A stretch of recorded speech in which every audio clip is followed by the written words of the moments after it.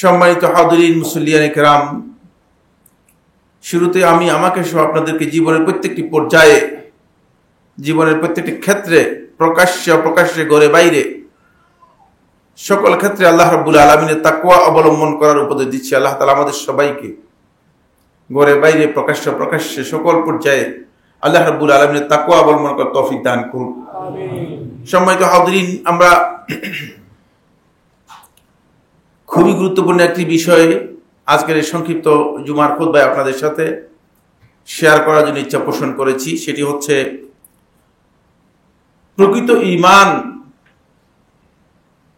প্রকৃত ঈমানদার বা মুমিনের পরিচায়ক কিছু আমল। আমরা সবাই নিজেদেরকে ঈমানদার মনে করি, যেহেতু আমরা ঈমান এনেছি, স্বভাবতই আমরা নিজেরা নিজেদের পরিচয় ঈমানদারই দিব, মুমিন হিসেবে দেব।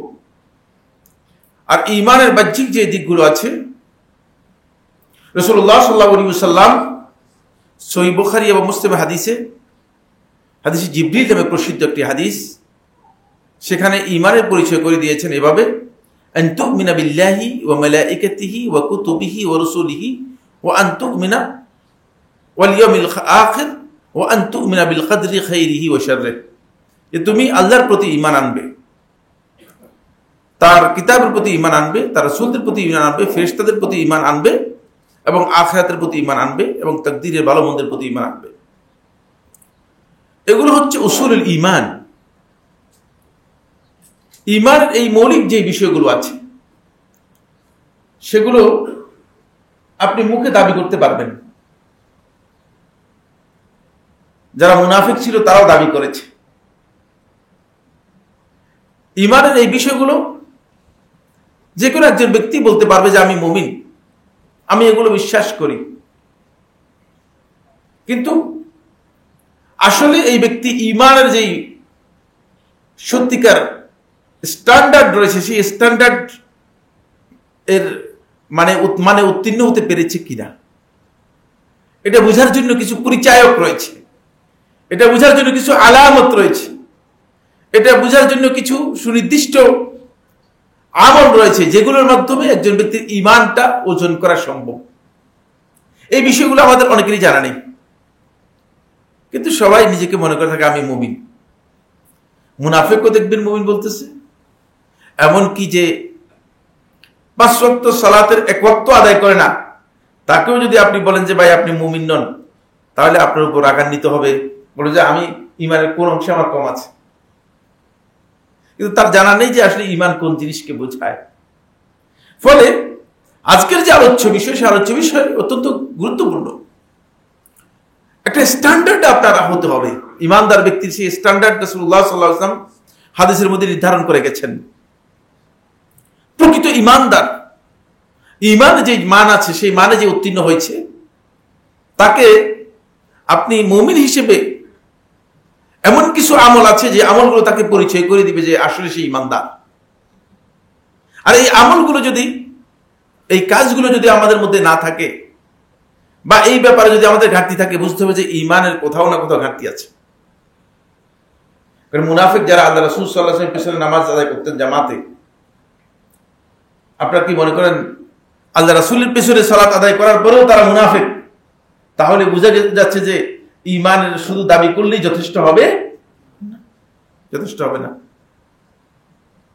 আল্লাহ রাসূল সাল্লাল্লাহু আলাইহি ওয়াসাল্লামের কাছে যাকাত আদায় করেছে এমন ব্যক্তিগুলো মুনাফিক, চিন্তা করেন। সুতরাং ঈমানের এই মানদণ্ডগুলো খুবই গুরুত্বপূর্ণ বিষয়, এগুলো আমাদের সকলেরই জানা উচিত। এবং আজকের আলোচ্য বিষয়ে মূলত আমরা চেষ্টা করব খুব অল্প সময়ের মধ্যে এই কয়েকটি পয়েন্ট আপনাদের সাথে শেয়ার করার জন্য। ওমা তৌফিক ইল্লা বিল্লাহি আলাইহি তাওয়াক্কালতু ওয়া ইলাইহি উনীব। প্রথমে আমি এর পরিচয়ের জন্য আল্লাহ সুবহানাহু ওয়া তাআলা কোরআনে কারীম একটা স্ট্যান্ডার্ড দিয়েছেন। অনেকগুলো বর্ণনা রয়েছে, সেগুলো আলোচনা করব না। মৌলিক স্ট্যান্ডার্ড দিয়েছেন যেটি আল্লাহ তাআলা কোরআনে কারীমের মধ্যে সূরাতুল আনআমের 2 নম্বর আয়াত, সূরাতুল আনআমের 2 নম্বর আয়াত। এই আয়াত আল্লাহ সুবহানাহু ওয়া তাআলা ইরশাদ করছেন, ইন্নামাল মুমিনুনা আল্লাযীনা ইযা যুকিরাল্লাহ। প্রকৃত ঈমানদার হচ্ছে তারাই, কেবল তারাই। কথাটা বুঝতে পেরেছেন? এভাবে বলতেছে না ইমানদার হচ্ছে তারা, না, বলতেছে প্রকৃত ইমানদার হচ্ছে কেবল তারাই। মানে এই লোকগুলো, এই বৈশিষ্ট্য যাদের মধ্যে পাবেন তারাই প্রকৃত ইমানদার। ইমানের স্ট্যান্ডার্ড দেয়া হচ্ছে ইযা যুকিরাল্লাহু ওয়াজিলাত কুলুবুহুম, যখন আল্লাহ তাআলার কথা আলোচনা করা হয়, স্মরণ করা হয়, উল্লেখ করা হয়, ওয়াজিলাত কুলুবুহুম, তাদের অন্তরসমূহ বিগলিত হয়, নরম হয়ে যায়। এখন আপনি আমি আল্লাহ তাআলার কথা শোনার পরে, আল্লাহ তাআলার নির্দেশনা পাওয়ার পরে, আল্লাহ রাব্বুল আলামিনের পক্ষ থেকে আমাকে আপনাকে আল্লাহ তাআলা যা করতে বলেছেন, যা নিষেধ করেছেন, সেই বিষয় সম্পর্কে জ্ঞান অর্জন করার পরে যদি আমার আপনার মধ্যে, অন্তরের মধ্যে কোনো প্রভাব বিস্তার না করে, বুঝতে হবে যে স্ট্যান্ডার্ড কি হয়নি, এখনো পূরণ হয়নি। ইযা যুকিরাল্লাহু ওয়াজিলাত কুলুবুহুম, এখানে দুটি কথা রয়েছে। এক নম্বর পয়েন্ট হচ্ছে আপনার অন্তর বিগলিত হবে। 2 নম্বর হচ্ছে তারা কেবলমাত্রই আল্লাহ তাআলার জিকির নিজেদের জন্য, নিজেদের অন্তরের জন্য একমাত্র উপাদান হিসেবে গ্রহণ করবে। ইমানদার ব্যক্তিদের অন্তরের সবচেয়ে গুরুত্বপূর্ণ খোরাক হচ্ছে, যার মাধ্যমে একজন ইমানদার ব্যক্তি প্রকৃত আত্মতৃপ্তি লাভ করতে পারে, আত্মপ্রশান্তি লাভ করতে পারে, সেটা হচ্ছে জিক্রুল্লাহ, আল্লাহ রাব্বুল আলামিনের জিকির। অবশ্য আপনারা হয়তো মনে করবেন যে জিকির বলতে আল্লাহ আল্লাহ আল্লাহ আল্লাহ, ইল্লাল্লাহ ইল্লাল্লাহ ইল্লাল্লাহ, হু হু হু, এগুলো জিকির না, এগুলো জিকির না। জিকিরের প্রকৃত পরিচয় আমাদেরকে জানতে হবে। জিকির আমাদের সমাজের মধ্যে একটা বিভ্রান্ত মিসকনসেপ্ট জিকিরের তৈরি হয়েছে। অনেকে মনে করছেন যে এটার নাম হচ্ছে জিকির। না, এটা জিকির নয়। জিকির হচ্ছে আল্লাহ রাব্বুল আলামিনের কথাকে আলোচনা করে, স্মরণ করে, আপনি যেখানে আল্লাহ রাব্বুল আলামিনকে ভুলে যাওয়ার কথা ছিল সেখানে আল্লাহ তাআলাকে স্মরণ করবেন। যেখানে আল্লাহ রাব্বুল আলামিনের বিধান পালন করার কথা ছিল সেখানে আল্লাহর বিধানটাকে পালন করবেন। এটা হচ্ছে জিকির, এটাকে জিকির বলা হয়। তাহলে এখন বুঝতে পেরেছেন জিকির কাকে বলা হয়। ইযা যুকিরাল্লাহু ওয়াজিলাত কুলুবুহুম, যদি আল্লাহ তাআলার কথা আলোচনা করা হয় তখন তাদের অন্তর বিগলিত হয়। আমাদের অবস্থান কি? অধিকাংশ লোকই আল্লাহ তাআলার কথায় আমাদের অন্তর বিগলিত হয় না। আমাদের অন্তর বিগলিত হয়ে থাকে শয়তানের বক্তব্যে। একটু চটকদার বক্তব্য দিতে পারলে, একটু এলোমেলো কথাবার্তা বলতে পারলে, মানুষদেরকে মিথ্যা গাল গুজব জাল জালিয়াতি বক্তব্য যদি মানুষের সামনে দিতে পারেন, মিথ্যা দুটি হাদিস বলতে পারেন, দেখা যাচ্ছে অন্তর বিগলিত হয়ে চোখ দিয়ে কান্নার পানি পড়তেছে। কিন্তু আল্লাহ তাআলার কোরআন, আল্লাহ তাআলার দ্বীনের আলোচনা, কোরআনের আলোচনা অথবা আল্লাহর বিধান সম্পর্কে যখন আলোচনা করা হয় তখন আমাদের অন্তর বিগলিত হয় না। তাহলে বুঝতে হবে যে মূলত আমাদের অন্তরের মধ্যে এখনো ঈমান যে পরিপূর্ণ যে রূপ আসার কথা ছিল সেটা আসেনি। 1 নম্বর। 2 নম্বর, وَإِذَا تُلِيَتْ عَلَيْهِمْ آيَاتُهُ زَادَتْهُمْ إِيمَانًا। 2 নম্বর হচ্ছে যখনই আল্লাহর আয়াতগুলো তাদের সামনে তিলাওয়াত করা হয় থাকে কোরআন থেকে, আল্লাহ তাআলার যে আয়াতগুলো আল্লাহ সুবহানাহু ওয়া তাআলা অবতীর্ণ করেছেন, ইযা তুলিয়াত আলাইহিম আয়াতুহু যাদাতহুম ঈমানা, তাদের ঈমান বৃদ্ধি পায়। আপনি কোরআন তিলাওয়াত করেন, এই কোরআন তিলাওয়াতের মাধ্যমে আপনার ঈমান বৃদ্ধি পাচ্ছে কিনা? না শুধুমাত্র তিলাওয়াত করতেছেন, কেউ তিলাওয়াত করতেছে খতম করার জন্য, কে তেলাওয়াত করতেছে তেলাওয়াতের শেষে খতমের টাকা নেওয়ার জন্য, কে তেলাওয়াত করতেছে মানে বকশিয়ে দেওয়ার জন্য। ঈমান বৃদ্ধি তো দূরের কথা, ঈমানের সাথে তেলাওয়াতের যে সম্পর্ক রয়েছে এটাও আমাদের অনেক কোরআন তেলাওয়াতকারী জানে না। মানে কোরআন তেলাওয়াতের সাথে যে ঈমানের সম্পর্ক রয়েছে এটা আমরা অনেকে জানি না। প্রকৃত ঈমানদার ব্যক্তি যখন কোরআন তেলাওয়াত করবে, আল্লাহর কিতাব যখন তেলাওয়াত করবে, তখন তার অবস্থান হবে এই যে সে বুঝতে পারবে আমার ঈমান বৃদ্ধি পাচ্ছে, ঈমানের মানে উত্তীর্ণ হতে পারছে, এটা তার উপলব্ধির মধ্যে আসবে। কিন্তু আমাদের 1 পৃষ্ঠা তেলাওয়াত করার পর অনেকের গায়ের মধ্যে চুলকানি এসে যায়, রাগ করতেছেন আপনারা, মনে হয় রাগ করার কিচ্ছু নেই। অনেকে বিরক্ত হয়ে যায়। আমার কাছে অনেকে বলেছে আমি তো কোরআন বেশি তেলাওয়াত করতে পারি না। কিভাবে তেলাওয়াত করবেন? অন্তরের মধ্যে হাজার রোগ রয়েছে। পুরো অন্তর আপনার রোগে ব্যাধিতে এমন ভাবে অসুস্থ দুর্বল হয়ে আছে যে আপনি আল্লাহর কিতাব তেলাওয়াত করার মতো আপনার সামর্থ্যই নেই।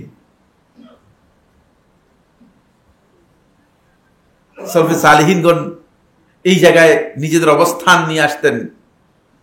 এক রাতে কোরআনে কারীম তেলাওয়াত করতেন এবং খতম করতেন। তেলাওয়াত করতেন এবং কি করতেন? খতম করতেন। কে সেই? একজন দুইজন নয়, অনেকের নাম বলতে পারবো। শুধু একজনের নাম উচ্চারণ করলাম, উসমান ইবনে আফফান রাদিয়াল্লাহু তাআলা আনহু। সুবহানাল্লাহ, চিন্তা করেন। এর মধ্যে যদি সেই ঈমানি মজা, সেই ঈমানি স্বাদ যদি এর মধ্যে না পেতেন, তাহলে এভাবে তেলাওয়াত করতে পারতেন কিনা? প্রশ্নই আসে। ঈমান সেভাবে বৃদ্ধি পেত।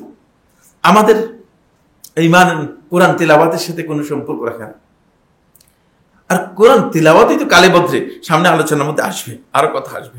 যাই হোক, মানে মাঝে মধ্যে হয়তো কোরআন তেলাওয়াত, কেউ কেউ জুমার দিন আসলে মসজিদের মধ্যে কোরআন থাকেই না। এই মসজিদে আছে তাও দেখিনি, খুব মানে মসজিদের মধ্যে কোরআনই থাকে না।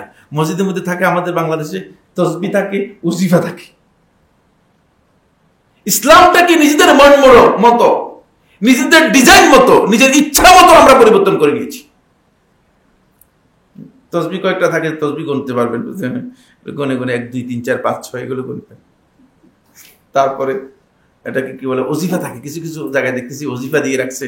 আবার কোন কোন জায়গায় মসজিদের মধ্যে দেখি যে ফাজাইল আমল, তারপরে নেসাব মেসাব কি জানি হাবজাব বই, যেগুলো হেদায়েত পৃষ্ঠ বই, এগুলো দেখবেন। আল্লাহর কালাম নেই, আল্লাহ তাআলার কিতাব নেই, যেটা মানুষের জন্য একমাত্র আল্লাহর পক্ষ থেকে অবতীর্ণ কিতাব, যেটা একমাত্র সিলেবাস, একমাত্র ঈমানের সিলেবাস, একমাত্র তাকওয়ার সিলেবাস, একমাত্র হেদায়েতের সিলেবাস, একমাত্র ইহসানের সিলেবাস হচ্ছে যেটা, সেই কিতাবের খবর নেই, সেই কিতাবের কোনো খবর নেই। 2 নম্বর। 3 নম্বর হচ্ছে ওয়া আলা রাব্বিহিম ইয়াতাওয়াক্কালুন। 3 নম্বর হচ্ছে তারা একমাত্র কেবলমাত্র তাদের রবের উপরই তাওয়াক্কুল করে থাকে। সব ক্ষেত্রে তাদের তাওয়াক্কুল হচ্ছে আল্লাহর উপর। যত বিপদ, যত বালা মুসিবত যাই আসুক না কেন, তাদের তাওয়াক্কুলের জায়গা একটাই, তারা ভরসা একমাত্র আল্লাহর উপর করে থাকে। আপনি যদি সত্যিকার একমাত্র আল্লাহর উপর ভরসা করতে পারেন, তখন আপনি ঈমানের প্রকৃত যে ঈমান আছে, প্রকৃত ঈমানদারের যেই কোয়ালিটি আছে, সেই কোয়ালিটি আপনি পূরণ করতে পারবেন।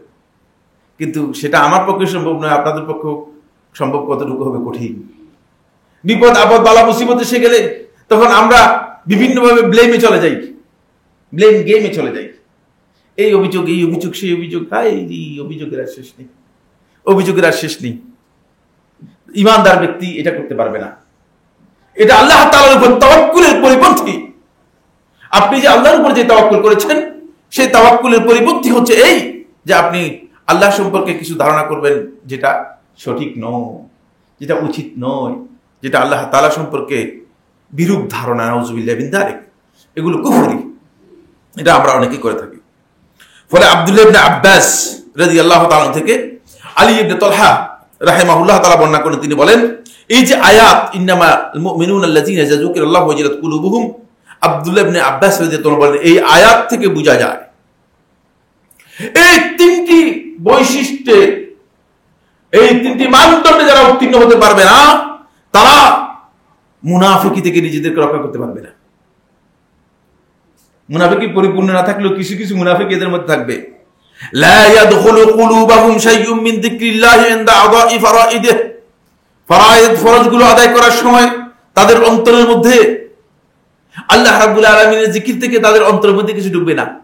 দেখেন না, যে ব্যক্তি মসজিদের মধ্যে 1 ঘন্টা পর্যন্ত আল্লাহ আল্লাহ আল্লাহ আল্লাহ আল্লাহ ইল্লাল্লাহ ইল্লাল্লাহ করে গেল, সেই ব্যক্তি দোকানে গিয়ে যদি আল্লাহ রাব্বুল আলামিনের বিধান লঙ্ঘন করে, খাবারের মধ্যে ভেজাল দেয়, ওজনের মধ্যে কম দেয়, বিক্রি করার সময় মিথ্যা বলে, এই ব্যাপারে আল্লাহ আল্লাহ করার কোন দরকার আছে? এই ব্যক্তির চেয়ে প্রতারক আর কেউ আছে? সবচেয়ে বড় প্রতারক সে। যে ব্যক্তি মসজিদের মধ্যে সুবহানাল্লাহ আল্লাহু আকবার লা ইলাহা ইল্লাল্লাহ প্রথম কথার মধ্যে সালাত আদায় করে থাকে, অফিসে গিয়ে ঘুষ নিয়ে দুর্নীতি করে থাকে, তার চেয়ে প্রতারক মুনাফিক আর কে হতে পারে? এই জন্য আব্দুল্লাহ ইবনে আব্বাস রাদিয়াল্লাহু তাআলা এই আয়াতের তাফসীরের মধ্যে ক্লিয়ার বলে দিচ্ছেন, যদি কোনো ব্যক্তি তার এই ইবাদতের ক্ষেত্রে ফরজ বিষয়গুলো থেকে তার অন্তরের মধ্যে আল্লাহ তাআলার জিকিরকে আনতে না পারে, তাহলে বুঝতে হবে যে তার অন্তর মুনাফিকি মুক্ত হয়নি। আল্লাহ তাআলার জিকিরটা তার মধ্যে আসতে হবে। দুর্নীতি করতেছেন তখন আপনি কোথায়? আল্লাহর জিকির কোথায়? ঘুষ নিচ্ছেন তখন আপনি কোথায়? আল্লাহর জিকির কোথায়? সুদী কারবার করতেছেন দিব্যি, মাশাআল্লাহ। মসজিদের সভাপতি সাহেব তিনিও সুদী কারবারের সাথে জড়িত, তিনি অবৈধ ব্যবসার সাথে জড়িত, আর তিনি মনে করতেছেন যে তিনি আল্লাহকে অনেক কিছু দিয়ে দিয়েছেন। কিচ্ছু না, কিচ্ছু দেন নেই। কারণ আল্লাহ সুবহানাহু ওয়া তাআলা এই মাখলুকাতের যত জিনিস আছে, যা কিছু আছে, সব কিছু থেকে আমার আল্লাহ রাব্বুল আলামিন বিনিয়াজ, অমুখাপেক্ষী। আমার আল্লাহ তাআলার কোনো প্রয়োজন আছে কিনা, কোন অভাব আছে কিনা, আমাদের কাছে কিছু চান কিনা, প্রশ্নই আসে না। সুতরাং একেবারে ক্লিয়ার কথা, একেবারে ক্লিয়ার বক্তব্য, সেটা হচ্ছে এই যে মুনাফিকি মুক্ত যদি আপনি না হন, তাহলে আপনি আপনার ঈমানের যে প্রকৃত মানদণ্ড আছে সেই মানদণ্ডে আপনি উত্তীর্ণ হতে পারবেন না। সময়ের কারণে বিষয়গুলো আর দীর্ঘায়িত করতে চাচ্ছি না, খুব দ্রুত চলে যাচ্ছে। প্রথম যে পয়েন্টটি, রাসূলুল্লাহ সাল্লাল্লাহু আলাইহি ওয়াসাল্লাম হাদিসের মধ্যে কতগুলো গুরুত্বপূর্ণ পয়েন্ট বলেছেন, যেগুলো আমাদের বিশ্লেষণ করা দরকার এবং খুব সূক্ষ্ম আলোচনা করা দরকার। কিন্তু জুমার খুতবা সময় খুব নির্ধারিত, এগুলো সূক্ষ্ম আলোচনা করার সুযোগ নেই এবং এত লম্বা কথা বলার সুযোগ নেই। খুব সংক্ষেপে শুধুমাত্র পয়েন্টগুলো বলে যাব। এক নম্বর পয়েন্ট হচ্ছে, ঈমানদার ব্যক্তি, প্রকৃত ঈমানদার ব্যক্তিকে আপনি দেখবেন তার মধ্যে সাদা সিধে, সাদা মাঠা বুঝেন না, খুব সাদা সিধে হবে। সে এই দুনিয়ার এই চলচাতুরি থেকে নিজেকে অমনোযোগী মনে করবে, থাকবে, সবসময় অমনোযোগী থাকবে। কিন্তু বৈশিষ্ট্যের দিক থেকে, চারিত্রিক দিক থেকে সে মর্যাদাপূর্ণ চরিত্রের অধিকারী হবে, উত্তম চরিত্রের অধিকারী হবে। এটা রাসূলুল্লাহ সাল্লাল্লাহু আলাইহি ওয়াসাল্লাম বলেছেন, প্রকৃত ঈমানদারকে আপনি দেখবেন সাদাসিধে। যে বেচারা কথার মধ্যেও চলচাতুরি, কাজের মধ্যেও চলচাতুরি, চালাকি দেখায়, আপনার লোকটা very clever, very very clever, চালাক খুব, আসলে প্রকৃত ঈমানের মান উত্তীর্ণ নয়, তার মধ্যে কি রয়েছে, কিছুটা ঘাটতি আছে। রাসূলুল্লাহ সাল্লাল্লাহু আলাইহি ওয়াসাল্লাম আবু হুরায়রা থেকে বর্ণিত হাদিসের মধ্যে বলেন, আল মুমিনু, প্রকৃত ঈমানদার ব্যক্তি, গিররুন, সাদাসিধে, একেবারেই মুতাখাফিল, দুনিয়ার এই চালাকি থেকে নিজেকে সম্পূর্ণ আলাদা করে রেখেছে। আপনি দেখবেন যে এত চালাকি বুঝে না, দরকার মনে করে না, বুঝতেও দরকার মনে করে না। গিররুন এমন শব্দ ব্যবহার করেছেন রাসূলুল্লাহ। গিররুন বলা হয়ে থাকে যে ব্যক্তিকে মানে একটু কৌশল করলে আপনি ধোঁকা দিতে পারবেন। অনেক সময় দেখা যায় যে 10 টাকা জিনিস আমাদের কাছে 30 টাকা বিক্রি করে ফেলতেছে। প্রকৃত ঈমানদার এই পর্যায়ের। প্রকৃত ঈমানদারের বৈশিষ্ট্য, আমার নিজের বক্তব্য নয়, আল্লাহ রাসূল সাল্লাল্লাহু আলাইহি ওয়াসাল্লামের হাদিস। গিররুন কারীম, কিন্তু আখলাকের দিক থেকে, চরিত্রের দিক থেকে সে অত্যন্ত মর্যাদাপূর্ণ চরিত্রের অধিকারী। কথা যখন বলবেন তখন কথার মধ্যে মাধুর্য আছে, আচরণ করবেন আচরণের মধ্যে মাধুর্য আছে, সৌন্দর্য আছে, বুঝতে পারবেন যে সম্মান দিয়ে কথা বলতে পারে, সম্মানজনক আচরণ রয়েছে। এটা হচ্ছে প্রকৃত ঈমানদার ব্যক্তির পরিচয়। আপনার এই আমলের মধ্যে যদি এই দুটি জিনিস থাকে, আপনি নিজের সম্মান নিতে বুঝেন, অন্যকে সম্মান দিতে পারেন, এবং আপনি নিজের হকের ব্যাপারে গাফেল না হয়ে আপনি অন্যের হকটাকে অগ্রাধিকার দেন, এবং নিজে আপনি সাদা মাঠা হন, স্বাভাবিক হন, তাহলে আপনি প্রকৃত ঈমানের মানদণ্ড উত্তীর্ণ হতে পেরেছেন। এর বিপরীতে রাসূলুল্লাহ সাল্লাল্লাহু আলাইহি ওয়াসাল্লাম বলতেছেন, ওয়াল ফাজির, আর পাপিষ্ঠ পাপাচারী অপরাধী ব্যক্তি, যে ঈমানের প্রকৃত ঈমানদারের মানদণ্ডে আসতে পারে নাই। এখানে প্রকৃত ঈমানদারের পরিচয় দেওয়া হচ্ছে। আল ফাজির হচ্ছে যে প্রকৃত ঈমানের মানদণ্ডে আসতে পারে নাই, ঈমানের সাথে কিছু খারাপ কাজ কি করেছে, যুক্ত করে দিয়েছে। আল ফাজির খাবুল লাঈম, খাব হচ্ছে বেশ চালাক, আপনাকে 2-3 বার বিক্রি করে ফেলবে, ভালো লক্ষণ না। বুঝতে পেরেছেন? লক্ষণ এটা ভালো না। চলচাতুরির কাজ ঈমানদার ব্যক্তির পক্ষে হয় না। প্রকৃত ঈমানদার, ঈমানের মানে যখন আপনি উত্তীর্ণ হবেন, তখন আপনি চলচাতুরি থেকে সরে যাবেন। দেখবেন যে এমনিতেই আপনার মধ্যে সিঁড়ি থাকবে না, খাব্বুন, এরপরে লাইম, এবং সেই ব্যক্তি লাইম হচ্ছে খুবই নিন্দিত। তার সাথে আচরণ করলে আপনি দেখবেন যে সে অসম্মান করে, অসম্মানজনক আচরণ তার মধ্যে পাবেন, সম্মানজনক আচরণ তার মধ্যে পাবেন না। এই প্রকৃত ইমানের মানে উত্তীর্ণ হতে পারে নাই। এই প্রকৃত ইমানের যে মান রয়েছে সে মানে উত্তীর্ণ হতে পারে নাই। এবার আমরা নিজেদেরকে নিজেরাই হিসাব করি, আমার প্রয়োজন নেই, আপনারাই হিসাব করেন আসলে প্রকৃত ইমানের যে স্ট্যান্ডার্ড, প্রথম স্ট্যান্ডার্ডটা, এটা কতটুকু আমরা নিজেদের জন্য কার্যকরী করতে পেরেছি, আমরা কি সেই মানে উত্তীর্ণ হতে পেরেছি কিনা। যদি সেই মানে আমরা উত্তীর্ণ হতে না পারি, তাহলে বুঝতে হবে যে আমরা এখনো প্রকৃত ইমানের পরিচয়ক, যেই যার মাধ্যমে আমরা নিজের পরিচয় লাভ করতে পারি, সেই ইমানের মানে উত্তীর্ণ হতে পারিনি। 2 নম্বর যে পয়েন্টটি আলোচনা করব সেটি হচ্ছে, বন্ধুগণ, ইমানদার ব্যক্তি খুব ছোট আমল, আগের আমলটাও খুবই ছোট, এটি নীতি নৈতিকতা এবং আখলাকের সাথে জড়িত। আখলাককে ডেভেলপ করতে হবে, মানুষের প্রতি আপনার সুধারণা বৃদ্ধি করতে হবে, এবং খেয়াল রাখতে হবে যে আপনি কাউকে প্রতারিত করছেন কিনা, এটা আপনার জন্য কোনোভাবেই বৈধ নয়। 2 নম্বর হচ্ছে যেটা, সেটা হলো আল মুহাফাজাতু আলাল উযু। ইমানদার ব্যক্তির, প্রকৃত ইমানদার ব্যক্তি সব সময় এটা ইমানের পরিচয়, সে নিয়মিত উযুর উপর থাকবে। সুবহানাল্লাহ, খুব গুরুত্বপূর্ণ বিষয়। দেখছেন রাসূলুল্লাহ সাল্লাল্লাহু আলাইহি ওয়াসাল্লাম ইমানদারের পরিচয় করে দিচ্ছেন এটি। উযুর সাথে ইমানের সম্পর্ক দেখছেন আছে কি নেই? আছে। উযুর সাথে ইমানের সম্পর্ক রয়েছে। রাসূলুল্লাহ সাল্লাল্লাহু আলাইহি ওয়াসাল্লাম ইরশাদ করেন, আন সাওবান মাওলা রাসূলিল্লাহ সাল্লাল্লাহু আলাইহি ওয়াসাল্লাম, সাওবান রাদিয়াল্লাহু তাআলা আনহু, আল্লাহ রাসূল সাল্লাল্লাহু আলাইহি ওয়াসাল্লামের আজাদকৃত গোলাম, তিনি বর্ণনা করেন রাসূলুল্লাহ সাল্লাল্লাহু আলাইহি ওয়াসাল্লাম ইরশাদ করেছেন, ইস্তাকিমু, তোমরা সঠিক সরল রাস্তার উপর একবারে সহজ সরল ভাবে চলো, সোজা রাস্তায় চলো, অবিচল থাকো, ঈমান এবং আমলের উপর তোমরা অবিচল থাকো। ওয়ালান তুহসু, কিন্তু সেটা কোনোদিন তোমাদের জন্য সম্ভব হবে না, চেষ্টা করে যাও। রাসূলুল্লাহ সাল্লাল্লাহু আলাইহি ওয়াসাল্লাম ইস্তিকামতে যখন নির্দেশ দিয়েছেন, তখন রাসূলুল্লাহ সাল্লাল্লাহু আলাইহি ওয়াসাল্লাম জানেন যে উম্মতকে আমি যে বলেছি সব ব্যাপারে তোমরা একেবারে সোজা সরল সঠিক রাস্তার উপর অবিচল থাকবে, এটা সহজ ব্যাপার নয়। এটা কি নয়? সহজ ব্যাপার নয়। এই জন্য বলতে বলেন তুহসু, এটা তোমাদের সঙ্গে সম্ভব হবে না, একেবারে সবসময় পারবা, এটা কঠিন হয়ে যাবে। সুতরাং এটা তোমাদের হয়তো এই কাজটা করা সহজ হবে না, কিন্তু তোমরা চেষ্টা করে যাও। আপনি হয়তো আপনার কথা মুখটাকে ঠিক করতে পারছেন, কিন্তু চোখটা ঠিক করতে পারেন না। আরেকজনে চোখটাকে ঠিক করতে পারছে, কানটাকে ঠিক করতে পারে নাই। আরেকজনে কান এবং চোখকে ঠিক করতে পারছে, কি মুখকে ঠিক করতে পারে নাই।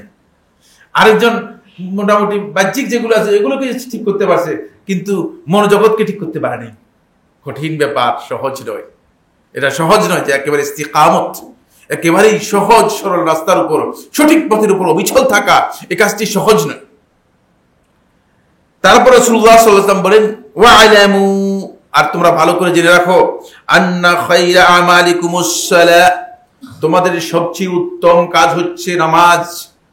সালাত হচ্ছে তোমাদের সবচেয়ে উত্তম কাজ, সবচেয়ে শ্রেষ্ঠ কাজ হচ্ছে তোমাদের সালাত। কারণ সালাতের মাধ্যমে তোমাদের ঈমানের প্রথম যে খুঁটি রয়েছে সেটা কি হচ্ছে? শক্তিশালী হচ্ছে, সেটা তৈরি হচ্ছে। সুতরাং সালাতকে কোনোভাবেই বাদ দেওয়া যাবে না, সালাতকে কোনোভাবে বাদ দেওয়া যাবে না। কিন্তু আমাদের মধ্যে তো অনেক ভাই আমরা আছি, আমরা অনেকেই সালাত আদায় করে থাকি শুধুমাত্র জুমার দিনের মুসল্লি না। এই মসজিদের মধ্যে মুসল্লি সংখ্যা, আমি একদিন আসরের সময় এসেছি 4-5 জন 6 জন দেখেছি। তো এই এলাকাকে শুধু 6 জনই মুসল্লি না, আরো আছে। বুঝা যাচ্ছে যে মুসল্লি এগুলো জুমার মুসল্লি। জুমার মুসল্লি দিয়ে হবে না, মুসল্লি হতে হবে, সালাত ঠিক করতে হবে। সালাত যদি ঠিক না করেন তাহলে আপনি ইস্তিকামতের যে পথ, সেই পথের উপর আপনি ঠিক থাকতে পারবেন না। এরপর রাসূলুল্লাহ সাল্লাল্লাহু আলাইহি ওয়াসাল্লাম বলতেছেন ওয়ালা ইউহাফিজু আলাল উযু ইল্লা মুমিন, কেবলমাত্র প্রকৃত ঈমানদার ব্যক্তি নিয়মিত উযুর উপর থাকতে পারে, নিয়মিত উযুর উপর থাকতে পারে। হাদিসটি ইবনে মাজাহ তার সুনানের মধ্যে বর্ণনা করেছেন, 226 নম্বর হাদিস। নাসরুদ্দিন আলবানী রাহিমাহুল্লাহ তাআলা হাদিসটিকে সহিহ বলেছেন। এখান থেকে বোঝা যায়, হাদিসের অনেক লম্বা বিষয় রয়েছে, আজকের আলোচনার মধ্যে সময়ের কারণে আমরা বলতে পারবো না। সেটা হলো এই যে ঈমানদার ব্যক্তিগণ নিয়মিত উযুর উপর থাকবেন, এটা প্রকৃত ঈমানদারদের পরিচয়। অনেকে ভাই আমাদেরকে জিজ্ঞেস করে যে কোরআন তেলাওয়াতের জন্য উযু করতে হবে কিনা। আরে বাবা, মাসালা জিজ্ঞেস করতেছেন কিসের, আর এখানে আল্লাহ রাসূল সাল্লাল্লাহু আলাইহি ওয়াসাল্লাম বলতেছেন কি, দেখেন তো কত বড় জাহিল যে আমরা কোরআন তেলাওয়াত করবো, আদৌ উযু করবো কিনা। কিন্তু আল্লাহ নবী সাল্লাল্লাহু আলাইহি ওয়াসাল্লাম বলতেছেন যে ঈমানদার ব্যক্তি কেবল উযুর সম্পর্ক রয়েছে ঈমানের সাথে, ঠিক না? যদি ঈমানের সাথে সম্পর্ক না থাকতো, আল্লাহ রাসূল সাল্লাল্লাহু আলাইহি ওয়াসাল্লাম ঈমানের পরিচয়, প্রকৃত ঈমানদারের পরিচয় রাসূলুল্লাহ সাল্লাল্লাহু আলাইহি ওয়াসাল্লাম উযুর মাধ্যমে দিতেন না। এই বিষয়ে হাফেজ ইরাকি রাহমাতুল্লাহ আলাইহি বলেন ফিহি ইসতিহবাব দাওয়ামিত তাহারা। এই হাদিস থেকে স্পষ্ট বোঝা যায় যে নিয়মিত পবিত্র অবস্থায় থাকা এটি মুস্তাহাব ঈমানদার ব্যক্তিদের জন্য।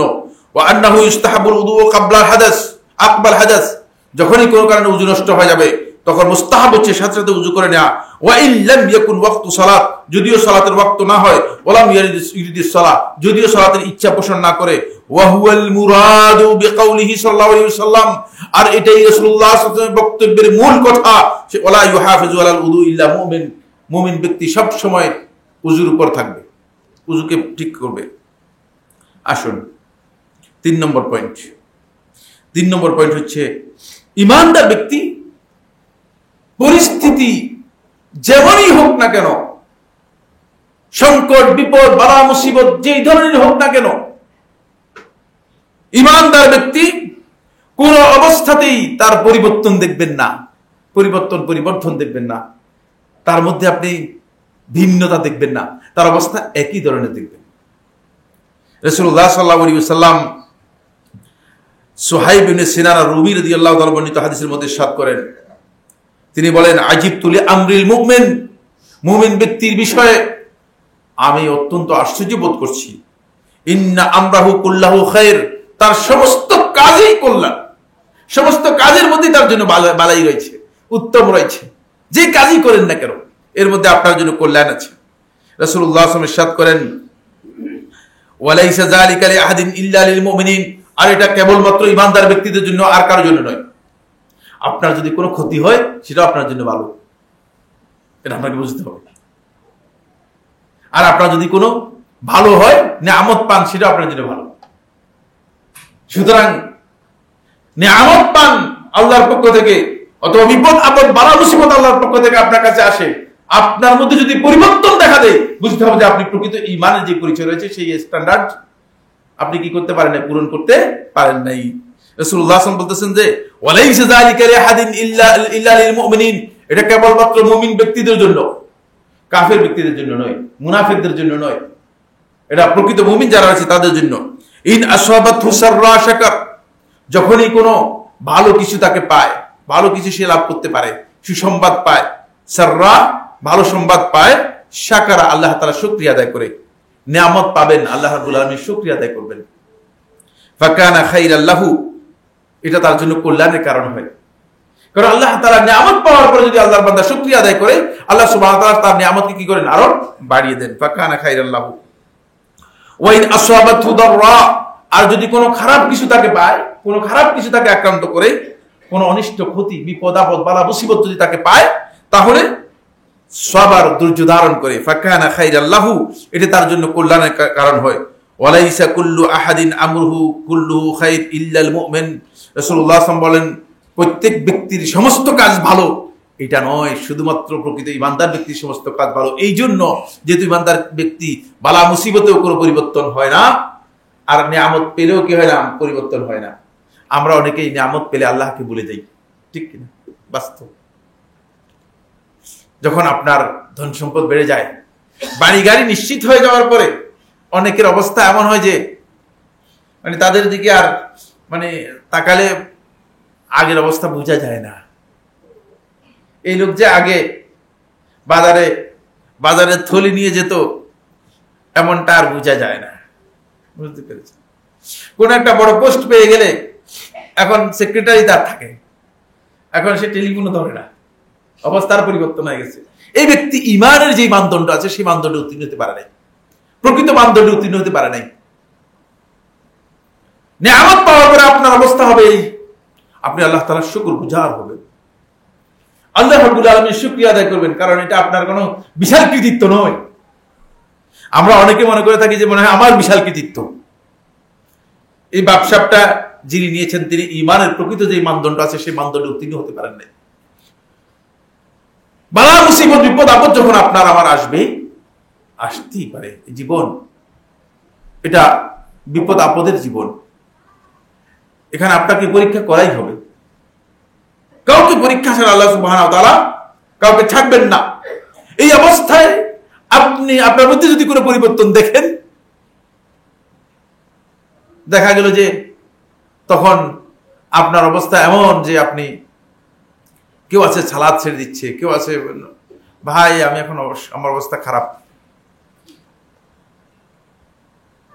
আর অনেকেই তো আছে এমন যে আল্লাহ তাআলা আমি 5 ওয়াক্ত সালাত জামাতে গিয়ে মসজিদে আদায় করতাম, আমার উপর বুঝি এই মুসিবতটা দিল। নাউযুবিল্লাহি মিন যালিক, ভয়ঙ্কর অপরাধী।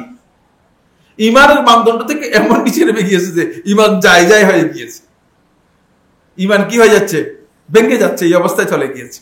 খেয়াল রাখতে হবে, পরিবর্তন অবশ্যই আপনার মধ্যে এই বিষয়টি আসতে হবে। এই হাদিসটি ইমাম আহমদ ইবনে হাম্বল রাহমাতুল্লাহ মুসনাদের মধ্যে বর্ণনা করেছেন, 23,930 নম্বর হাদিস। এবং এই হাদিস থেকে বোঝা যায় ইমানদার ব্যক্তি ভালো মন্দ দুইটাই ইমানদার ব্যক্তির কাছে গ্রহণযোগ্য হবে, সন্তুষ্ট চিত্তে মেনে নিবে। আপনার অস্থির হওয়ার কারণ হতে পারে না, প্রকৃত ইমানদার ব্যক্তি অস্থির হবে না। এরপরে যে পয়েন্টটি সেটা হলো ইমানদার ব্যক্তি আমার বন্ধুগণ তার প্রকৃত মান ইমানের রক্ষা করার জন্য সেই নিয়মিত কোরআন তিলাওয়াত করবে, কোরআনের সাথে সম্পৃক্ত থাকবে। আমরা অনেকেই আছি কোরআনের সাথে আমাদের সম্পর্ক একেবারেই নাই বললেই চলে। হয়তো রমাদান মাস আসলে কিছু সংখ্যক ভাই দেখা যায় তারা কোরআন তিলাওয়াত করছেন, আর রমাদান চলে যাওয়ার পরে আর কোরআনের কোনো খবর নেই। কোরআন তিলাওয়াতকে নিয়মিত একটা আপনার নিয়মিত দায়িত্ব, নিয়মিত কাজ হিসেবে আপনার কাজের কর্মসূচির মধ্যে রাখতে হবে, নিয়মিত কাজের লিস্টের মধ্যে রাখতে হবে। কোরআন তিলাওয়াত ইমানদার ব্যক্তির, প্রকৃত ইমানদার ব্যক্তির বাদ করতে পারবে না, কারণ আল্লাহর কালামের সাথে তার প্রকৃত কি রয়েছে, প্রকৃত সম্পর্ক রয়েছে। এটা হচ্ছে তার ঈমানের রূহ, এটা হচ্ছে প্রকৃত রূহ। আল্লাহ তাআলা কোরআনের মধ্যে এটাকে রূহ বলেছেন, এটা হচ্ছে ঈমানের প্রকৃত রূহ। সুতরাং ঈমানের এই প্রকৃত রূহ যদি কোনো ব্যক্তি অর্জন করতে না পারে, সেটা যদি তার সাথে সম্পর্ক না থাকে, আস্তে আস্তে ঈমান কি হয়ে যাবে, ঈমান আস্তে আস্তে কমে যাবে, ঈমান আস্তে আস্তে কমে যাবে। রাসূলুল্লাহ সাল্লাল্লাহু আলাইহি ওয়াসাল্লাম এখানে একটা হাদিস বলেছেন, আবু মুসা আশআরী রাদিয়াল্লাহু হাদিস, সহিহ বুখারীর মধ্যে এসেছে 5020 নম্বর হাদিস, সহিহ বুখারী হাদিস নম্বর 5020। রাসূলুল্লাহ সাল্লাল্লাহু আলাইহি ওয়াসাল্লাম ইরশাদ করেন, মাযালুল মুমিন আল্লাযী ইয়াকরাউল কুরআন, ওই মুমিন ব্যক্তির উদাহরণ হচ্ছে যে কোরআন তেলাওয়াত করে, মাসালুল উতরুজ্জা, কমলা লেবুর মতো, রিহুহা তাইয়্যিব, এর সুঘ্রাণ হচ্ছে খুবই ভালো, উত্তম। কমলার কাশ দিয়ে যান মুখের মধ্যে দেন, কেমন কমলার মধ্যে একটা সুঘ্রাণ আছে, রিহুহা তাইয়্যিব ওয়া তা'মুহা তাইয়্যিব, স্বাদটাও খুব ভালো। ইমানদার ব্যক্তির ঈমান এমন একটি বিষয় যে সে ঈমানের স্বাদ মানুষ বুঝতে পারবে, ঈমানের সুঘ্রাণ মানুষ বুঝতে পারবে, সেটা বুঝবে কোরআনের মাধ্যমে, কোরআন তিলাওয়াতের মাধ্যমে। এই জন্য কোরআনটা আপনার মধ্যে থাকতে হবে। যদি কোরআনটা আপনার মধ্যে না থাকে, তাহলে আপনি ঈমানের প্রকৃত যে মানদণ্ড রয়েছে সেই মানদণ্ডে আপনি উত্তীর্ণ হতে পারবেন না। এখানে অনেকগুলো কথা রয়েছে, কিন্তু সময়ের কারণে আমরা সেদিকে যাচ্ছি না। আরো কতগুলো কথা আছে যেগুলো আমাদেরকে জানতে হবে। ফলে কোরআন তিলাওয়াত এটা এত গুরুত্বপূর্ণ বিষয় যে রাসূলুল্লাহ সাল্লাল্লাহু আলাইহি ওয়াসাল্লামের একটা হাদিস, এই হাদিসটা আনাস ইবনে মালিক থেকে, কানজুল উম্মালের মধ্যে 2318 নম্বর হাদিস। মুত্তাকি আস-সিন্দি রাহিমাহুল্লাহ তাআলা কানজুল উম্মালের মধ্যে বর্ণনা করেছেন, বাকি হাদিসের মারফু সনদ সহিহ নয়। আনাস ইবনে মালিক রাদিয়াল্লাহু আনহু, ইমাম কুরতুবী রাহমাতুল্লাহ আলাইহি তার তাফসীরের মধ্যে বর্ণনা করেছেন, কেউ কেউ এটাকে মাওকুফ হিসেবে সহিহ বলেছেন। রাসূলুল্লাহ সাল্লাল্লাহু আলাইহি ওয়াসাল্লাম ইরশাদ করেন, মান ক্বারাআল কুরআনা আও জামাআল কুরআন, যে ব্যক্তি কোরআন শিক্ষা গ্রহণ করলো অথবা কোরআন তিলাওয়াত করলো, মাত্তাআহুল্লাহু বিআকলিহি হাত্তা ইয়ামুত, আল্লাহ রাব্বুল আলামিন তার যে আকল রয়েছে এই আকলটা তাকে এমন ভাবে সক্রিয় করে দিবেন, এমন ভাবে অ্যাক্টিভ করে দিবেন যে হাত্তা ইয়ামুতা, মৃত্যু পর্যন্ত সে তার আকল দিয়ে কাজ করতে পারবে। এত বেশি মজবুত হয়ে যাবে, ব্রেনটা বুঝলেন শার্প হয়ে যায়। অনেক কাছে কোরআন তেলাওয়াত করেন, বুঝেন না কোরআন হচ্ছে অনেক পাওয়ার। বুঝতে পেরেছেন? কোরআন দুটি জিনিসকে ঠেকাই দিই। এক নম্বর হচ্ছে মানুষের অসুস্থতাকে ঠেকাই দিবে, দুই নম্বর হচ্ছে আপনার আকলকে দুর্বল করবে না, আপনার মেধা এবং স্মৃতিকে কোরআন নিয়ন্ত্রণ করবে একেবারে মৃত্যু পর্যন্ত। কোরআন এত পাওয়ারফুল একটি বিষয়। এই জন্য ইমানদার ব্যক্তি কোরআন তিলাওয়াতের সাথে যখন সম্পৃক্ত থাকবে, তার এই পাওয়ারটুকু, তার ইমানের এই পাওয়ারটুকু বৃদ্ধি পেতে থাকবে। সুতরাং আমরা অনেকেই দেখা যাচ্ছে যে কোরআন তেলাওয়াতের ব্যাপারে আমাদের খুবই ঘাটতি রয়েছে। বন্ধুগণ, বসে বসে আবল তাবল কথা বলতে ভালো লাগে, অপ্রয়োজনীয় গাল গল্প করতে ভালো লাগে, ওয়াজ মাহফিল করতে ভালো লাগে, কিন্তু কোরআন তেলাওয়াত করার জন্য ওই ওয়াজ মাহফিলের লোকদেরকে বসিয়ে দেন, কোরআন শরীফ বন্টন করে দিয়ে বলেন যে আধা ঘন্টা আপনারা বসে কোরআন তেলাওয়াত করেন, আজকে মাহফিল বাদ। তাহলে দেখবেন যে একজনও নেই। কারণ ইমানের মানদণ্ডে আসলে, প্রকৃত ইমানের যে মানদণ্ড আছে সেই মানদণ্ডে আসলে আমরা সেই জায়গায় উত্তীর্ণ হতে পারিনি। 5 নম্বর পয়েন্ট সেটা হলো এই, প্রকৃত ইমানদার ব্যক্তি কোনোভাবেই তার মুসলিম ভাই এর বেচা কেনার উপর সে বেচা কেনা শুরু করবে না, অথবা তার মুসলিম ভাই যদি বিয়ের জন্য প্রস্তাব দেয় এর উপর প্রস্তাব দেবে না। এটা প্রকৃত ইমানদার ব্যক্তির বৈশিষ্ট্য, এটা আলোচনা করব না। এরপরের পয়েন্ট যেটি সেটা হলো এই, প্রকৃত ইমানদার ব্যক্তি সে সব সময় সতর্ক হবে এবং বুদ্ধিমত্তার সাথে কাজ করবে। সতর্কতা তার মধ্যে থাকবে। কাজের মধ্যে সতর্কতা না থাকা, একদল আমাদের মধ্যে আছে, একদল মানুষ আমরা আল্লাহওয়ালা। আল্লাহওয়ালা মানে কি? হিসাবও নাই, কাজেরও কোনো সাইজ নাই, শৃঙ্খলাও নাই, নিয়মও নাই, টাইম টেবিলও নাই, তারপরে কোনো কিছুই নেই। এটা ইমানদার ব্যক্তির কাজ নয়। ইমানদার ব্যক্তির প্রত্যেকটি কাজের মধ্যে তার সতর্কতা থাকবে। রাসূলুল্লাহ সাল্লাল্লাহু আলাইহি ওয়াসাল্লাম হাদিসের মধ্যে বলেছেন, আল্লাহ নবী সাল্লাল্লাহু আলাইহি ওয়াসাল্লাম ইরশাদ করেন, লা ইউলদাবুল মুমিনু মিন জুহরিন ওয়াহিদ মাররাতাইন, ইমানদার ব্যক্তি একই গর্তে দুইবার ধোঁকা খাবে না, এক গর্ত থেকে দুইবার আঘাত পাবে না। আপনি দেখেছেন এক জায়গায় গর্ত দেখছেন, গর্ত থেকে এসে মনে করেন একটা সাপ অথবা একটা এটাকে কি বলা হয় থাকে, মানে ভয়ানক যেই বিচ্ছু আছে, এসে আপনাকে কি করলো, আপনাকে আঘাত করলো, কেটে দিল। আবার আপনি সেই করতে বলে দেখি আমাকে আরেকবার কাটে কিনা। খবরদার, ইমানদার ব্যক্তি এটা করবে না। ইমানদার ব্যক্তি সচেতন থাকবে। ইমানদার ব্যক্তি খেয়াল রাখবে যে আমাকে আদৌ কোনোভাবে প্রতারিত করা হচ্ছে কিনা, সচেতন থাকবে।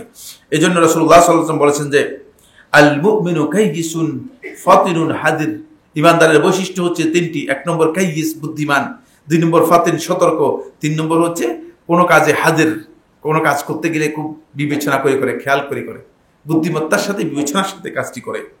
এই জন্য আল্লাহ সুবহানাহু ওয়া তাআলা ইমানদারদেরকে কোরআনের মধ্যে নির্দেশ দিয়েছেন। সূরা আন-নিসায়ের 71 নম্বর আয়াতের মধ্যে আল্লাহ সুবহানাহু ওয়া তাআলা বলেন, ইয়া আইয়ুহাল্লাযীনা আমানু, হে ইমানদারগণ, খুযু হিযরাকুম, তোমরা তোমাদের সতর্কতাটাকে আগে গ্রহণ করো। বের হওয়ার সময় বলছেন না সাথে এখানে হয়তো একটা তরবারি নিয়ে বের হবেন। কি বলতেছেন এগুলা? বাংলাদেশের জন্য বলতেছি না, বাংলাদেশের তরবারি করে দরকার নেই, কিন্তু যেখানে যুদ্ধ চলতেছে সেখানে অবশ্যই অস্ত্র নিয়ে বেরোতে হবে। মানে মানুষ বিভিন্ন ধরনের মানুষ আছে, বিভিন্ন অঞ্চলের মানুষ আছে। এখন আপনি মনে করেন যেখানে যাচ্ছেন সেখানে যদি আপনার এ ধরনের আশঙ্কা থাকে যে শত্রু যে কোনো সময় আপনাকে আক্রমণ করতে পারে, তাহলে আপনি কেন খালি হাতে বের হয়ে যাবেন? ঠিক না? আশঙ্কার জনক জায়গায় আপনাকে অবশ্যই কি করতে হবে, প্রস্তুতি নিয়ে বের হতে হবে। এটা ইমানদার ব্যক্তিদের বৈশিষ্ট্য এবং রাসূলুল্লাহ সাল্লাল্লাহু আলাইহি ওয়াসাল্লাম সেই কথা বলেছেন। এরপরে যে বিষয়টি ইমানদার ব্যক্তিদের ব্যাপারে রাসূল সাল্লাল্লাহু আলাইহি ওয়াসাল্লাম বলেছেন সেটা হলো এই, ইমানদার ব্যক্তি তার প্রত্যেকটি কাজ ইমানের মানে উত্তীর্ণ হলে আল্লাহ রাব্বুল আলামিনের কাছে সেই কাজে সে নিজেও আল্লাহ তাআলার প্রশংসা করবে এবং মানুষও তার প্রশংসা করবে। রাসূলুল্লাহ সাল্লাল্লাহু আলাইহি ওয়াসাল্লাম হাদিসের মধ্যে বলেছেন, রাআইতার রাজুলা ইয়ামালুল আমালা মিনাল খায়র, যখন তুমি দেখতে পাবে কোনো ব্যক্তি ভালো কাজ করছে, কল্যাণের কাজ করছে, ওয়া ইয়াহমাদুহুন নাসু আলাইহি, দেখতে পাবে যে মানুষ তার প্রশংসা করছে, মানুষের কাছে সে প্রশংসা পাবে, মানুষের কাছে তার এই কাজটুকু প্রশংসনীয় হবে। এটা ঈমানদার ব্যক্তির কাজ। ফলে আল্লাহ রাসূল সাল্লাল্লাহু আলাইহি ওয়াসাল্লাম আরেকটি হাদিসের মধ্যে বলেছেন যে, রাসূলুল্লাহ সাল্লাল্লাহু আলাইহি ওয়াসাল্লামকে যখন প্রশ্ন করা হলো, এক ব্যক্তি এসে আল্লাহ নবী সাল্লাল্লাহু আলাইহি ওয়াসাল্লামকে প্রশ্ন করলেন, ইয়া রাসূল সাল্লাল্লাহু আলাইহি ওয়াসাল্লাম, আরাআইতা রাজুলা ইয়ামালুল আমালা মিনাল খায়র, যখন আপনি দেখেন কোন একজন ব্যক্তি ভালো কাজ করে আমাদের মধ্যে, ওয়া ইয়াহমাদুল্লাহ, এবং আল্লাহ তাআলা প্রশংসা করে, ওয়া ইয়াহমাদুহুন নাসু আলাইহি, মানুষ তার প্রশংসা করে, তাহলে আমরা কি মনে করব? তখন রাসূলুল্লাহ সাল্লাল্লাহু আলাইহি ওয়াসাল্লাম বলেন, তিলকা আজিলু বুশরাল মুমিন, এটা প্রকৃত ঈমানদার ব্যক্তিকে আল্লাহ রাব্বুল আলামিন যে সুসংবাদ দিয়েছে, এটার অগ্রিম নগদ পাওনা, মানে নগদ দুনিয়াতে কিছু প্রশংসা পেয়ে গিয়েছে। কারণ কিয়ামতের দিন আল্লাহ রাব্বুল আলামিন তো তাকে সম্মান দেবেন, কিছু সম্মান আল্লাহ সুবহানাহু ওয়া তাআলা দুনিয়াতে তার জন্য নগদ রেখেছেন, সেই নগদ সম্মানটুকু তিনি পাবেন। এই জন্য প্রকৃত ঈমানদার ব্যক্তির কাজগুলো মানুষের কাছে প্রশংসার দাবি রাখে, মানুষ প্রশংসা করবে, মানুষ সেটাকে কি করবে? তুচ্ছ জ্ঞান করবে না। আপনি যখন দেখবেন যে মানুষ আপনার প্রশংসা করতেছে না, আপনাকে নিন্দা করতেছে, তাহলে বুঝতে হবে যে কি আপনার আমলের মধ্যে কি আছে, হ্যাঁ কি আছে? ঘাটতি আছে, আপনার কাজের মধ্যে ঘাটতি আছে। আমাদের অনেক ভাই আসে বলছে, ভাই আমাকে কেউ দেখতে পারে না, আপনাকে কেউ দেখতে পারে না, এটা আপনার সংশোধনের প্রয়োজন রয়েছে। কোনো না কোনো জায়গায় ঈমানের মানে মৌলিক ঘাটতি রয়েছে, প্রকৃত ঈমানের জায়গাতে কি আছে? ঘাটতি রয়েছে, সেটা খেয়াল রাখতে হবে।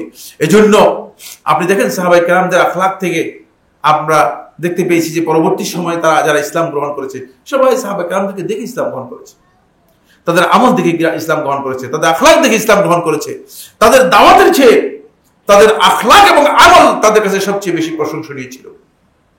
আর আমরা এখন আমাদের দাওয়াত দিয়েও আমরা ইসলামের মধ্যে তাদেরকে আনতে পারছি না, কারণ আমাদের আমলগুলো মানুষ যখন দেখে তখন মানুষ আমাদেরকে বিবেচনা করে থাকে, বিপরীত বিবেচনা করে থাকে।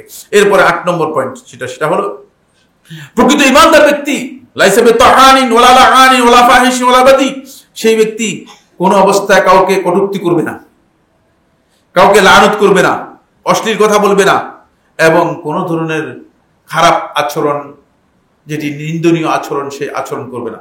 এটা প্রকৃত ঈমানদার ব্যক্তির পরিচয়, প্রকৃত ঈমানদার ব্যক্তির পরিচয়। আপনি আপনার কাছে যদি দেখেন যে আপনি মানুষকে কটূক্তি করেন, তাহলে বুঝতে হবে যে আপনার প্রকৃত ঈমানের যে মানদণ্ড রয়েছে, সেই মানদণ্ডে আপনি উত্তীর্ণ হতে পারেন নাই। এই হাদিসটি ইমাম ইবনে হিব্বান রাহিমাহুল্লাহ তাআলা সহিত বর্ণনা করেছেন, আরো লম্বা, সেখানে এই বিষয়ে আমরা আর সামনে যাচ্ছি না। এরপরের পয়েন্টে আমরা যাচ্ছি 8 নম্বরের পরে। 9 নম্বর যে পয়েন্টটি, সেটা হলো প্রকৃত ঈমানদার ব্যক্তির ঈমানের বৈশিষ্ট্য হচ্ছে এই, রাসূলুল্লাহ সাল্লাল্লাহু আলাইহি ওয়াসাল্লাম হাদিসের মধ্যে বলেন, যখন কোনো ভালো কাজ সে করবে, সেই ভালো কাজ তাকে অন্তরের মধ্যে একটি আনন্দ দেবে। আর যখন কোনো খারাপ কাজ করবে, তখন সে অনেক নিজেই নিজেকে নিন্দা করবে, নিজের মধ্যেই নিজের নিন্দা আসবে। সে প্রকৃত ঈমানদার ব্যক্তি। রাসূলুল্লাহ সাল্লাল্লাহু আলাইহি ওয়াসাল্লাম ইরশাদ করেন, ওমর খাত্তাব রাদিয়াল্লাহু আনহু হাদিস, উসিকুম বিআসহাবি, আমি তোমাদেরকে ওসিয়ত করছি আমার সাহাবায়ে কেরামদের ব্যাপারে, তাদের ব্যাপারে তোমরা সতর্কতা অবলম্বন করবে, তাদের সাথে খারাপ আচরণ করবে না, কটূক্তি করবে না, তাদেরকে গালিগালাজ করবে না। সুম্মাল্লাযিনা ইয়ালুনাহুম, তারপর আমার সাহাবীদের পরবর্তী যারা আসবে তারা, সুম্মাল্লাযিনা ইয়ালুনাহুম, তারপর আমার তাদের পরবর্তী যারা আসবে তারা, সুম্মা ইয়াফশুল কাযিব, এরপর মিথ্যা ব্যাপকতা লাভ করবে, হাত্তা ইয়াহলিফার রাজুল, এমন কি কোন ব্যক্তি হলফ করে কসম করে বলবে, ওয়ালা ইস্তাহলাফ, তাকে কসম করতে বলা হবে না, তাকে বলা হবে না কসম করে না। এখন তো বেশিরভাগ লোকে বলে আল্লাহর কসম করে বলছি। থামেন মিয়া, থামেন মিয়া, আল্লাহর কসম সব জায়গায় লাগাবেন না, যেখানে দরকার সেখানে। কসম তাকিদের জন্য হয় তাকে, তবে এরকম নয়, এটা জানতে হবে। অনেকে মানে বেচা কেনার জন্য পর্যন্ত কসম বলে, আল্লাহর কসম করে বলছি ভাই আমার কোনো লাভ নাই, তো আপনি এখানে বসছেন কেন বিক্রি করতে? আপনাকে বলছে কি বিক্রি করার জন্য?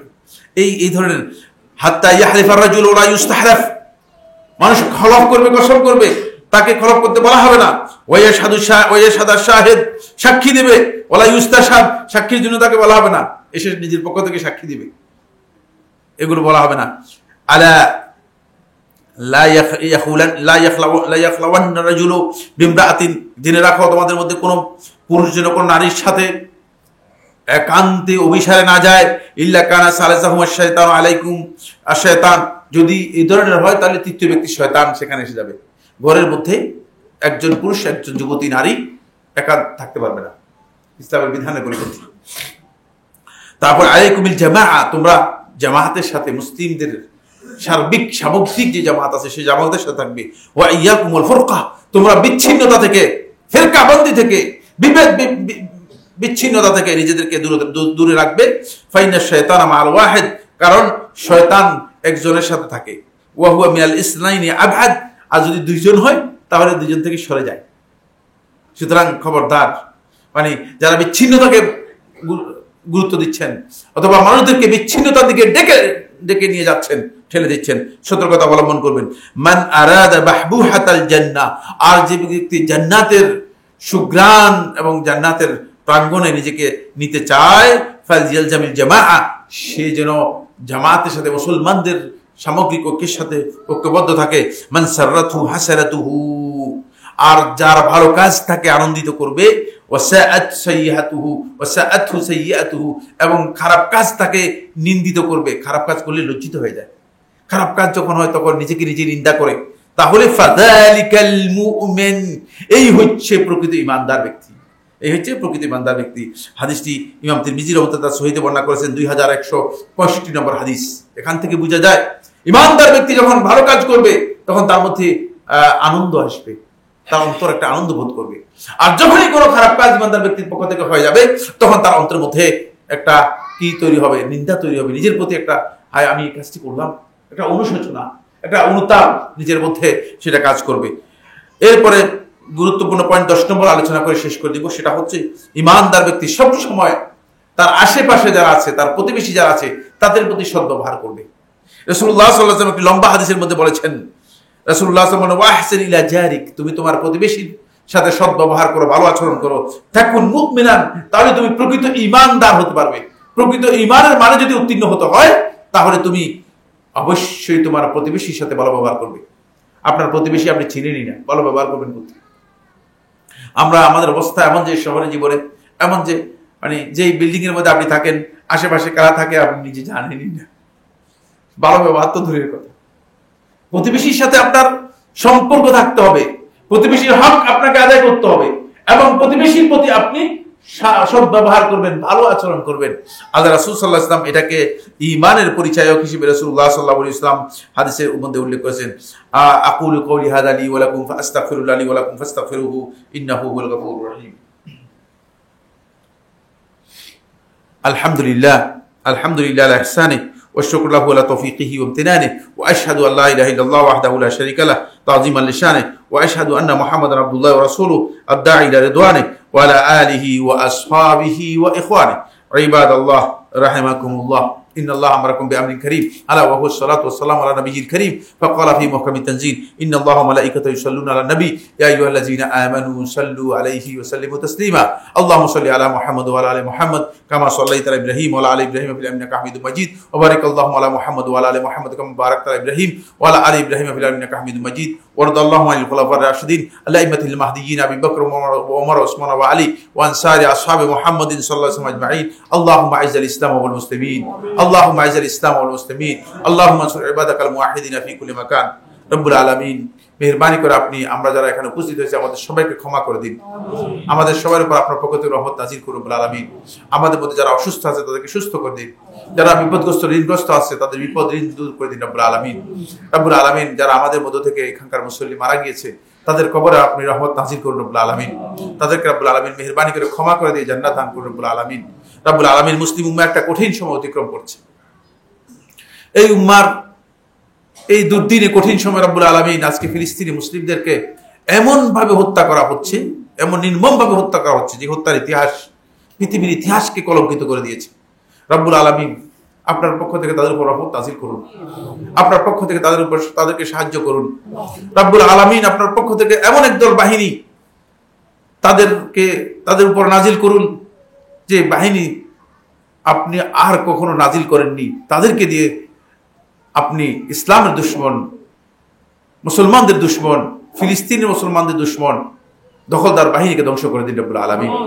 রব্বুল আলামিন তাদের উপর আপনার এমন আযাব নাযিল করুন যে আযাব আপনি আর কোনোদিন এই পৃথিবীতে নাজিল করে নাই, সেই আযাব দিয়ে তাদেরকে ধ্বংস করে দিন রব্বুল আলামিন। আল্লাহুম্মা আতি নুফুসানা তাকওয়াহা ওয়া যাক্কিহা আনতা খায়রু মান যাক্কাহা আনতা ওয়ালিয়্যুহা মাওলাহা রব্বানা আতিনা ফিদ দুনিয়া হাসানা ওয়া ফিল আখিরাতি হাসানা ওয়া কিনা আযাবান নার ওয়া সাল্লাল্লাহু আলা মুহাম্মাদিন ওয়া আলা আলিহি ওয়া আসহাবিহি ওয়া বারিক ওয়া সাল্লিম।